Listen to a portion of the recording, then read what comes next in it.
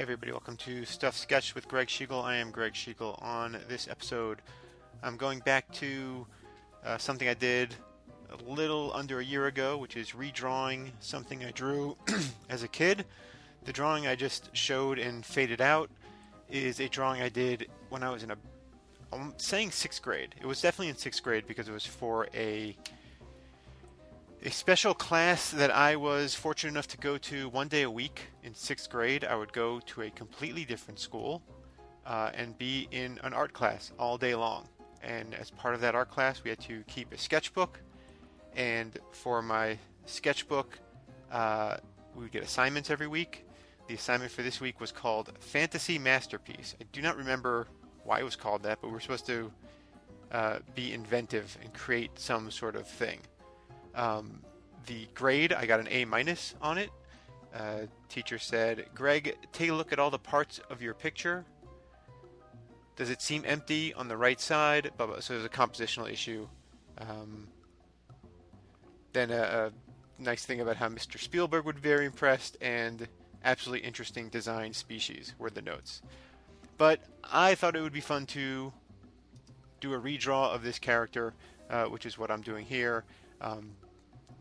Because it's a horizontal page that I'm drawing on versus a vertical page that I originally drew on, I'm not going to draw the flying rabbit eagle snakes, but I'm going to try and capture the essence of this drawing as best I can. So that's why I redrew the head to face a little to the side. For some reason, I drew eye patches on all of these creatures. The ones that are flying, you can't really see them now because it's all very small, but they also have eye patches on their left eyes, every single one of them. Very strange. But yeah, I would do this this art class once a week, and I don't know, I'm trying to think of what I learned, like if we were actually taught lessons, but I think there was really something about having a full day of just being off in an art class that I'm sure had some positive effect. I mean, we weren't always drawing. Occasionally we would have, like, I know we had to make like plaster casts of our hands, like our arms, and then paint those. I don't remember a lot of sculpture. I know we would be outside with paints, and we have to paint, trees and landscapes and that sort of thing. Drawing still lives was a big part of it, but the sketchbooks were, at least for me, very exciting because I got to draw the superhero, the monsters and creature notions that I was interested in drawing. And the teacher regularly commented on draw from life. Don't just draw cartoon characters. I know you want to be a cartoonist, but this, that, and the other. And she was probably right, but it didn't stop me. In fact, one assignment was to do a still life, and as my still life, I drew a comic book that I had. Like, I physically drew the comic. It was an issue of a Falcon miniseries. I don't remember which issue. I think it might be issue 4. I don't know, but it's got a sentinel holding the Falcon by his busted wings and costume. And I did that drawing, and there's a little Lego horse with a Lego knight on it. And I mean, I've looked through these sketchbooks recently, so it's not like this memory is burned into my brain, but the note was something like, you have to draw from real life. And I was like, that is real life. It's a real life comic book. And I drew it. I recreated the cover. So now, every now and again, I'm going to check the reference to make sure I'm drawing this thing right. Normally, if I were designing a character like this now, I might not make it as bulky and muscular. But again, I'm honoring the original. So now I'm satisfied with the rough redraw. Now I'm going in with ink, or digital ink as it were, and doing basically a cleanup job on the initial drawing, where I'll add whatever details and stuff are necessary. Although again, it wasn't a terribly detailed drawing to begin with, and as with these stuff sketched, I try and do them fairly quickly if possible. I don't want to wear out your patience as a watcher of these things.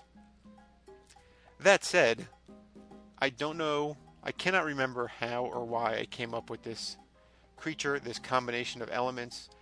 I'm sure my interest in mythology and having Dungeons & Dragons monster manuals around played a role.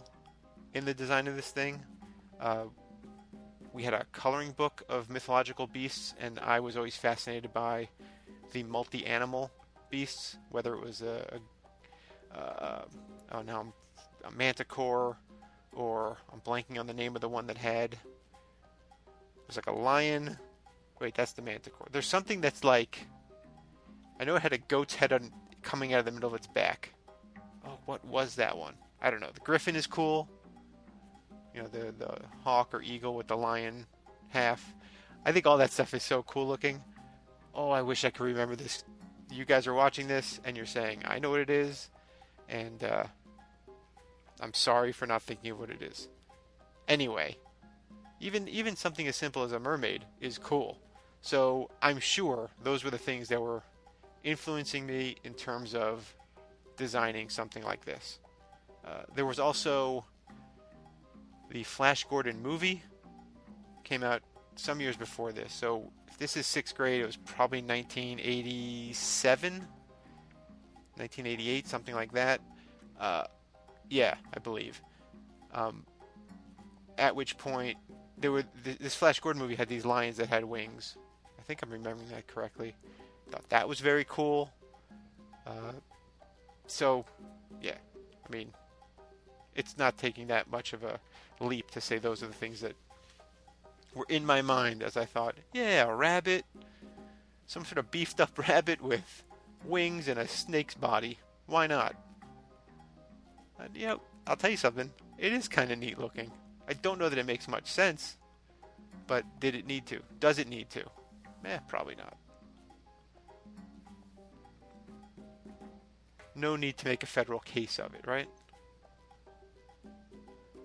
Although I'll keep tweaking this arm until I get it right. There we go. I'm going to admit I skimp a little bit on the wings. I'm not giving them the full depth and breadth that I could. You know, really I could render these wings out and go the distance. But it's stuff sketched, so I'm just laying down the rough beats, if you will. Hope you accept it as a decent enough rendition of a wing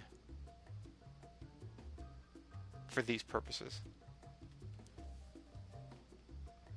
I'll make it up to you by gray toning the drawing. Thought about coloring it, but then looking at the original, it's all black and white or rather pencil drawing with shading, and I wouldn't know how to color this thing.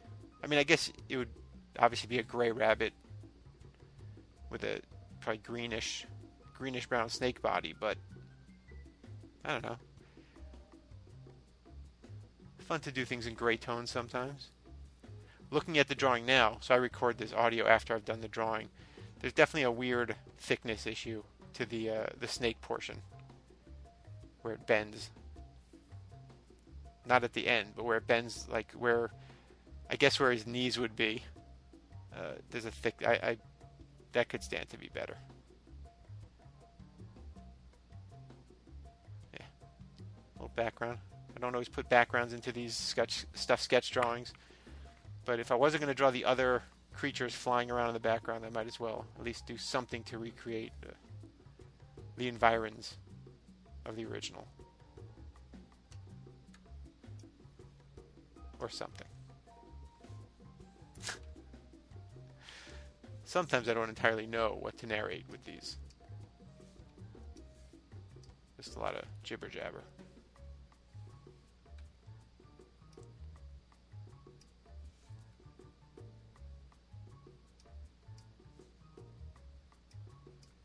And now the gray toning. For this part, I have sped the video up a little bit just because it's me just filling in space. Maybe not the most exciting thing in the world.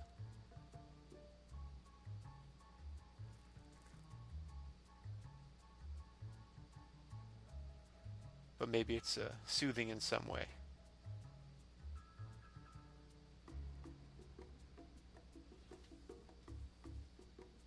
I say that because as I watch it, I'm a little mesmerized, I must say. And again, I did this, but it's neat to see stuff get, I don't know, you need to see stuff get filled in. That's not anything. I take it back.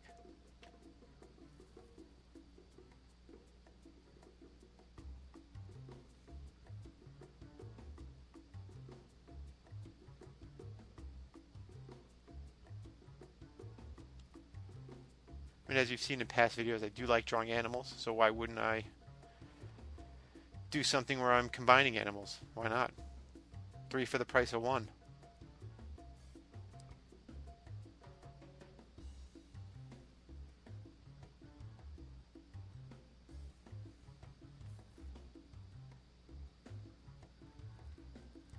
Gray tone wise, I'm pretty much sticking to 75% gray, 50% gray, and 25% gray. If you were wondering what the gray tones were.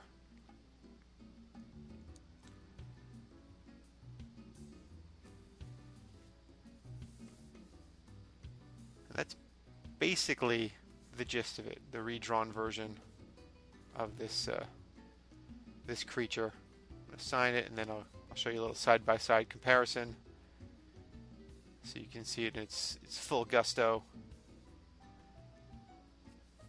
Just have to combine some layers there. Digital stuff. There you go, 1987 or so to 2019. That's about all the stuff I have left to say. See you next time.